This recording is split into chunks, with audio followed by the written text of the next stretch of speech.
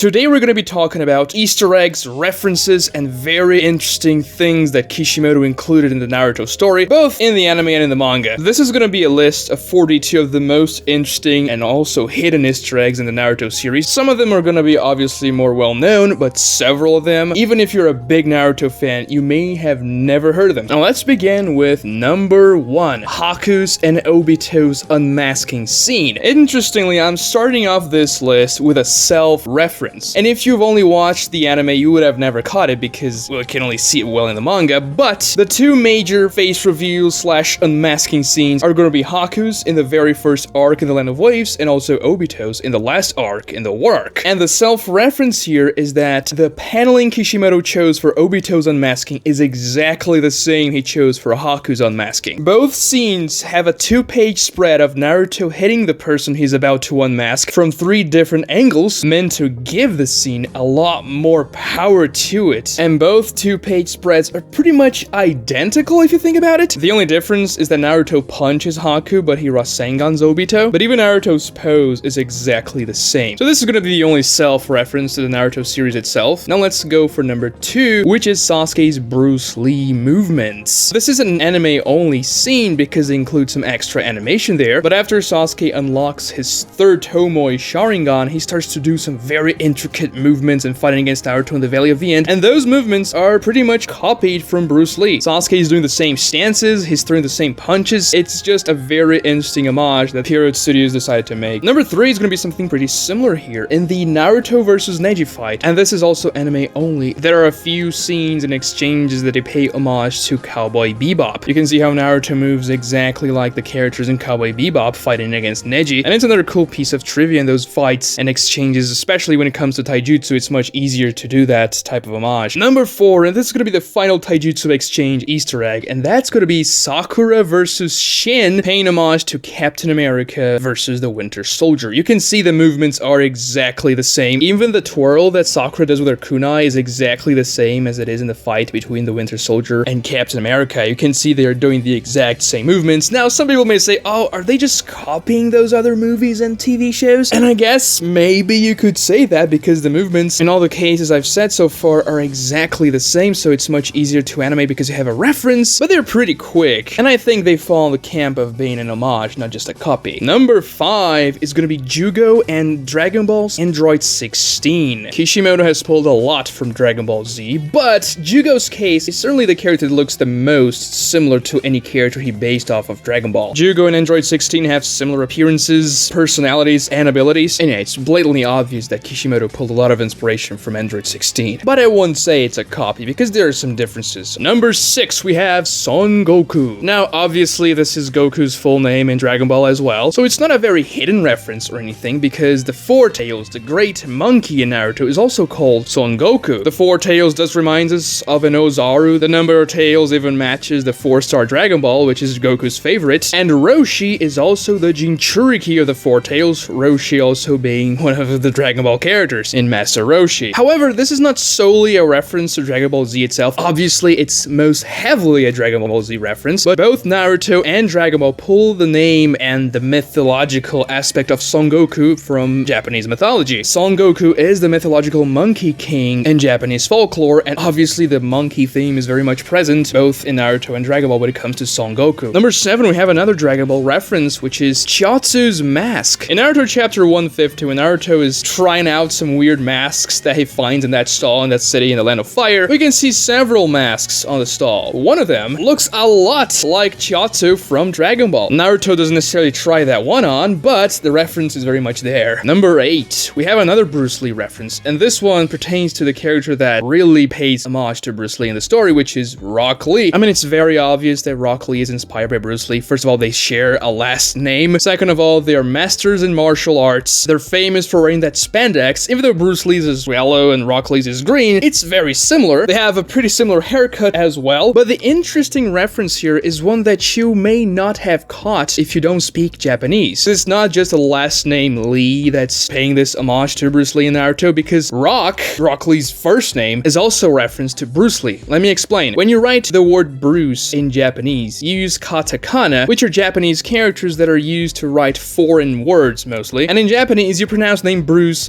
blues, which is also the exact same pronunciation in Japanese of the music genre blues. So you can see that Rock Lee is another genre of music, just like Rock Lee's son, Meadow Lee, is another genre of music. So both Lee's first and last names were an homage to Bruce Lee, and also his sons. Number 9, we have a movie reference. Remember Might Guy's in Kisame's final battle when Guy uses his Hirudora to destroy Kisame's shark bomb? That's a very cool scene, and it pays homage to the first blockbuster movie ever made, Jaws. So there's a specific panel of that scene that it looks like Guy is just compressing air against Kisame's shark, and this is the exact same way that the shark in the movie Jaws is defeated. They shove a compressed air tank in the shark's mouth, exploding it, kinda like what happens with Hirudora. It explodes Kisame away, and you can see the Hirudora tiger just getting into the shark's mouth and destroying it, exactly like in the movie. Number 10, we have Killer Bee and his inspiration, Muhammad Ali. Killer Bee's classic line, float like a butterfly, sting like a bee,